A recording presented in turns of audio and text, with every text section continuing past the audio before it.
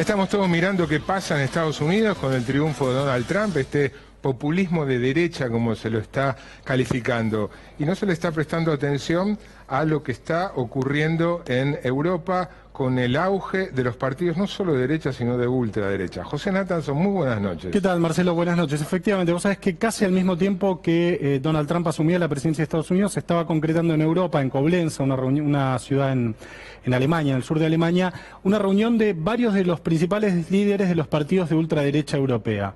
Estaban Marine Le Pen, del Frente Nacional francés, estaba Frank Petry, que es la líder del Partido Alternativa para Alemania, el partido de ultraderecha alemán, estaban los ingleses, los holandeses y demás. Si te parece, vamos a ver un primer mapa donde se refleja de manera bastante clarita el avance de la ultraderecha en los últimos años en Europa. Fíjate, estos son los países europeos, están pintados en intensidad de verde el porcentaje de votos que obtuvieron los partidos de ultraderecha en las últimas elecciones. Ultraderecha. Ultraderecha. Aclaremos, es buena la aclaración. No estamos hablando del Partido Popular Español, no estamos hablando del gaullismo francés, del Partido Conservador francés, ni del Partido Conservador británico. Estamos hablando de ultraderecha, derecha xenófoba, racista o cuasi racista, antiglobalización, muy nacionalista. Fíjate, Marcelo, en Austria estuvieron muy cerca de ganar la presidencia, 49,7% de los votos sacaron. Fíjate, muy impresionante los países nórdicos, en Suecia 13%, Dinamarca 21%, en Finlandia el partido que se llama Verdaderos Finlandeses, Verdaderos Finlandeses, el partido de la ultraderecha finlandesa sacó el 18%. Finlandeses puros sería. Algo así. En Holanda sí, el partido por la libertad, 10%. Bueno, en Francia el Frente Nacional, que puede ganar las elecciones, por lo menos la primera vuelta de las elecciones de abril en Francia, con Marine Le Pen como candidata, sacó el 14%. En Suiza, un país muy alemanizado, por lo menos en una parte, el 29%. La Liga del Norte Italiano, muy poderosa en el norte de Italia, Aliada Histórica de Berlusconi, 4%, y Amanecer Dorado, ya vamos a hablar en el final de esta columna, en Grecia 7%. Es decir, la ultraderecha avanza en Europa. Motivos, razones, se me ocurre una muy obvia que es la llegada de los refugiados. Sí, la inmigración. África, uno diría, la inmigración, sí. La sensación que uno tiene es que la ultraderecha está proponiendo un programa para responder a una serie de problemas que los partidos tradicionales sobre los cuales los partidos tradicionales no logran articular una respuesta. Uno es la inmigración, la otra es la globalización, algo que fastidia mucho a mucha gente. Bueno, el Brexit, ¿no? El Brexit, sí, mucho voto de sectores populares. La idea de que la ultraderecha lo votan los ricos es absolutamente falsa. Son partidos de los sectores populares. El Partido Socialista francés ahora es un partido de profesión. Simplificando un poco, un partido de profesionales y clase media. Los pobres votan al Frente Nacional.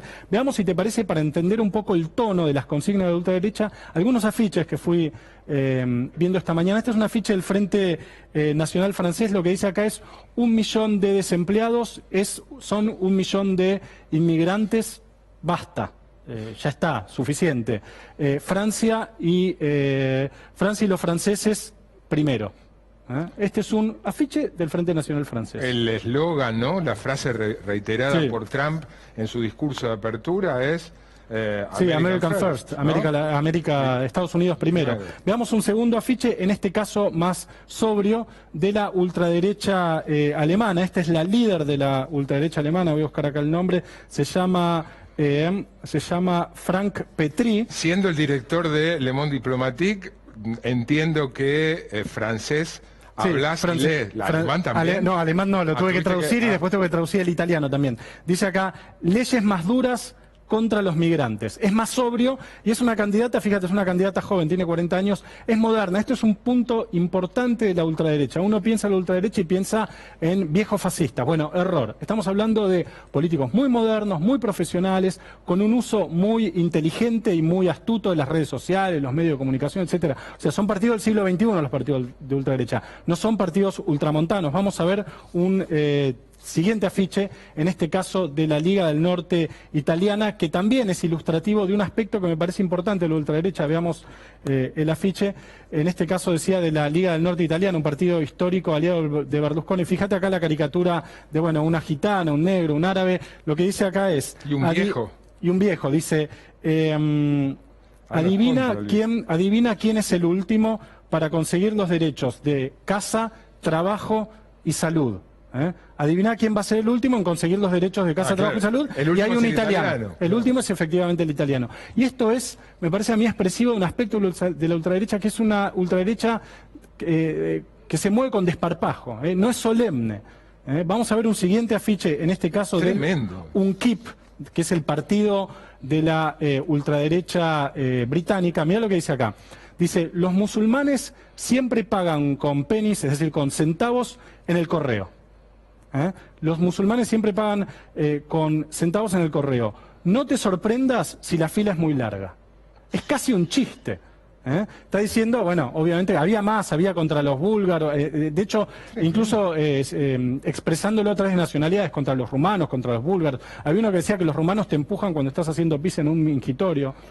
Dice, como afiche. Como afiche, dice, y no te preocupes y no te preguntes después por qué tus pantalones están mojados. O sea, esto es, me parece a mí expresivo de que la ultraderecha es una ultraderecha que no tiene ningún problema en provocar. Acá está diciendo que los musulmanes son tontos, que pagan con centavos en el correo, y que por eso la fila es larga. Abajo dice, si la princesa Diana estuviera viva, nada de esto estaría pasando. Es casi como un chiste, digamos. Pero es una ficha real, es una ficha real pegado en las calles del Reino Unido.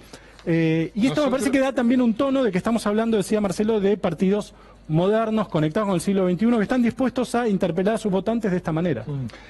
Apareció, bueno, lo mencionamos recién, el tema de los inmigrantes. Sí. Y salvando, por suerte, enormes distancias, es un tema del que se ha empezado a hablar aquí mucho. Sí, yo decía que el Frente Nacional francés, de Marine Le Pen, iba a postular un candidato en Bordeaux, que es el senador Miguel Ángel Pichetó.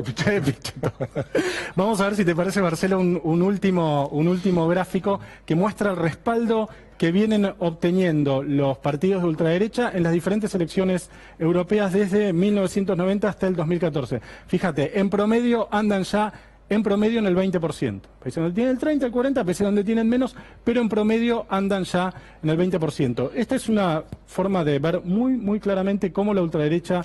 Ahora es notable, porque estamos hablando de, todavía, sin duda alguna, es el continente con mejor nivel de vida, con menor desigualdad, sí, más próspero, más integrado, más pluralista, más abierto, más religiosamente tolerante.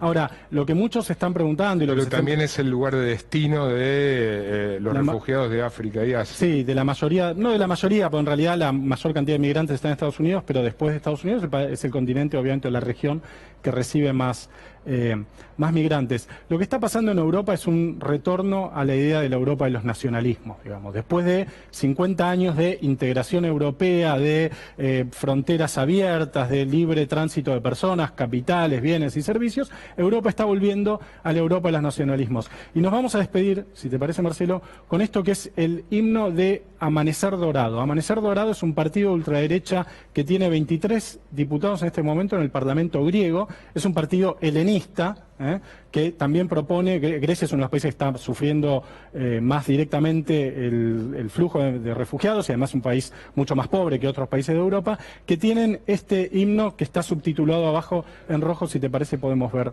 un pedacito. A ver.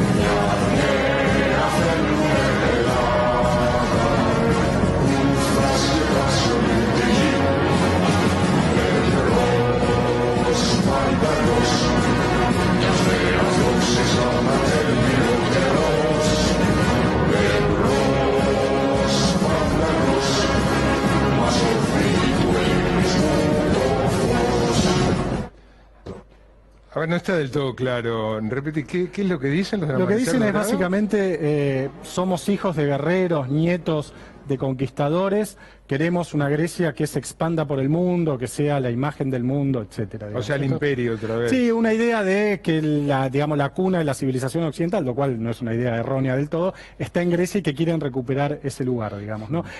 Lo puse para cerrar porque me parecía por ahí el ejemplo más folclórico, veíamos los afiches.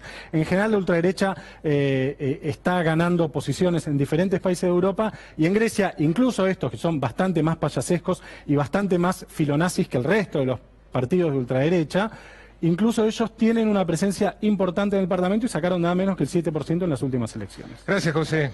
Para preocuparnos, ¿no es cierto? Breve tanda y volvemos ahora enseguidita a hablar un poco más de economía con Marco Lavani.